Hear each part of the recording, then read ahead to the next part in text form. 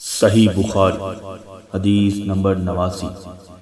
آپ صلی اللہ علیہ وسلم نے فرمایا کہ اللہ تعالیٰ نے مجھے جس علم و ہدایت کے ساتھ بھیجا ہے اس کی مثال زبردست بارش کی سی ہے جو زمین پر خوب برسے۔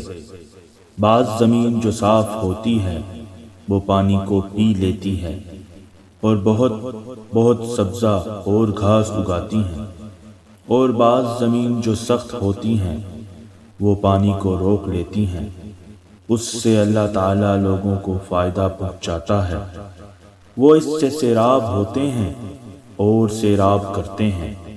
اور کچھ زمین کے بعض خطوں پر پانی پڑتا ہے جو بالکل چٹیل میدان ہوتے ہیں، نہ پانی روکتے ہیں اور نہ ہی سبزہ اگاتے ہیں۔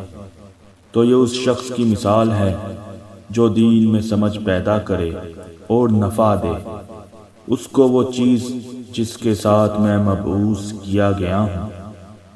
اس نے علم دین سیکھا اور سکھایا، اور اس شخص کی مثال جس نے سر نہیں اٹھایا، یعنی توجہ نہیں کی، اور جو ہدایت دے کر میں بھیجا گیا ہوں اسے قبول نہیں کیا۔